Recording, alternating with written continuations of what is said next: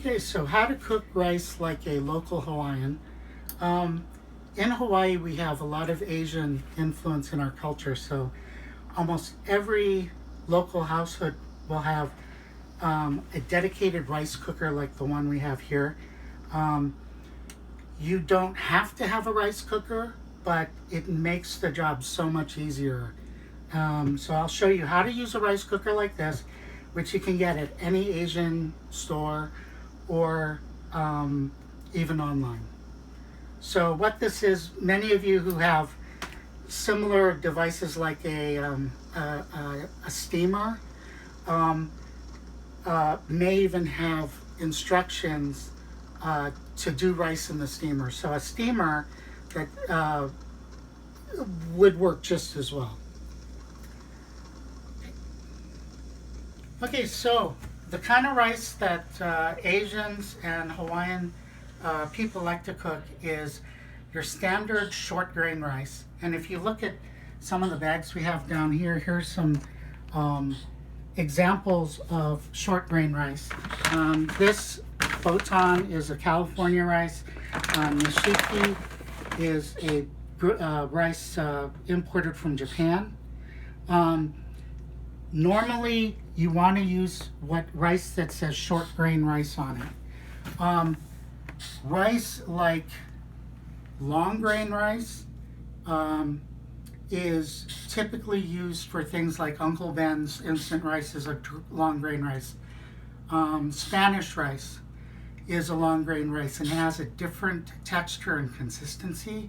It's usually drier and doesn't stick together.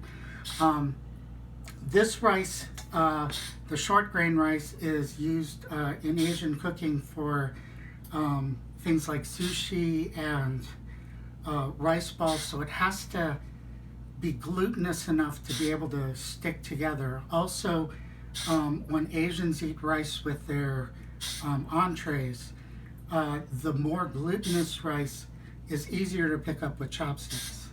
So we have, you can either scoop it out of the bag, or we have a little rice bin here. And you just want to basically, depending on the size of the family that you're feeding, anywhere from 2 to 4 cups would probably be more than enough. It's deceiving because the rice will actually expand to almost double the height of the dry grains. So it's often easy to overdo it when you're making rice. Okay, so now that we've scooped out our rice into our pot, we want to do what Asians call polishing the rice. And so this is just washing the rice. Now, in the old days,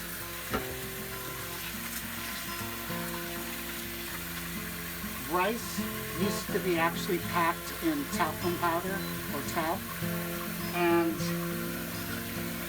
talc is actually not edible, it's poisonous.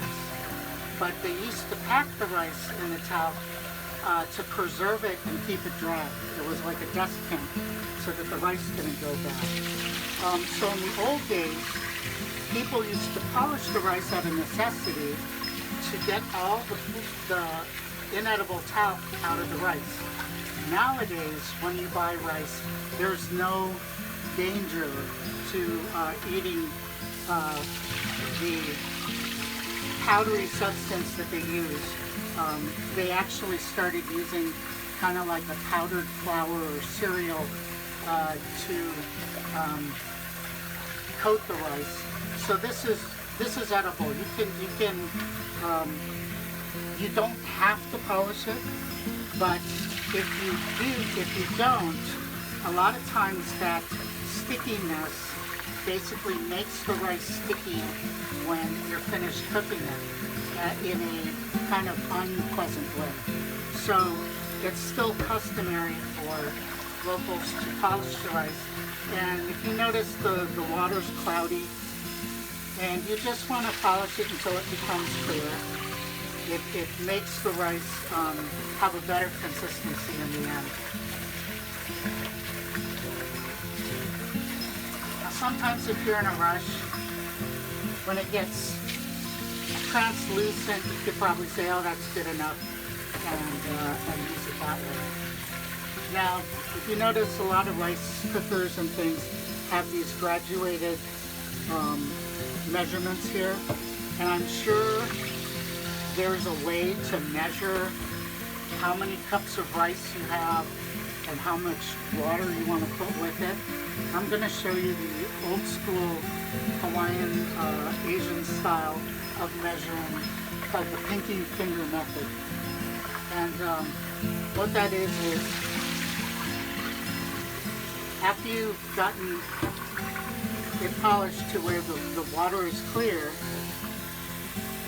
you want to use your pinky finger, and you want to basically put your finger in until the water comes up to the first knuckle. So I need a little more water there. And that's about right. First knuckle. It's still a little cloudy, but this is perfectly fine. This will make good rice. In the rice cooker, we just set in the rice cooker. There are two settings. When you plug it in, most of them automatically turn on to the warm position.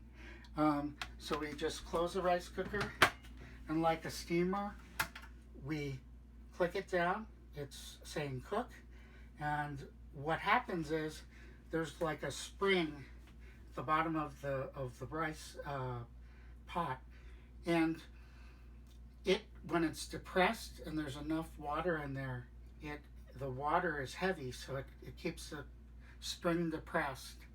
And as the water evaporates and it boils away, it gets lighter. And when the spring pops up, it turns it off automatically into the warm position, and you're good. We'll let that cook for a while. And for those of you who don't have a rice cooker, I'll show you how to do this on the stovetop as well. Okay, so if you don't have a rice cooker and you want to do it in a pot with a lid. So in the same way that we were polishing the rice in the rice cooker pot, you just polish the rice here. You notice the water is still a little cloudy there. I'm gonna say that's good enough. I did a little bit too much.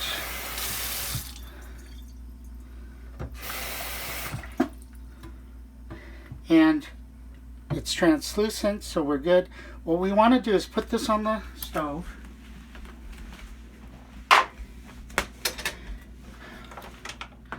And you want to turn it up to like a medium high. You don't want it too high, but you want it high enough that the water starts boiling. So we're going to let this come to a boil, and we'll come back when it's boiling, and I'll pick it up from there. We notice that the rice now has started boiling, and if you can look in it and see that it has come to a boil. You want to, a lot of people ask, well, when is it done? So I had a friend in Hawaii used to say, it's done, you can turn it off when it goes from poko poko poko to peachy peachy peachy. And so that's the sound that the boiling makes. So we're going to wait until the water is evaporated enough that it changes in sound. So just a little while ago, it had started to overflow. If you take a look at because of the starch content in the water, it produces a lot of bubbles, and it started boiling over the sides and hitting the burner and sizzling a little bit. No need to panic when that happens. Just turn it down to medium, and it'll cool down a little bit, or calm down. So we're back.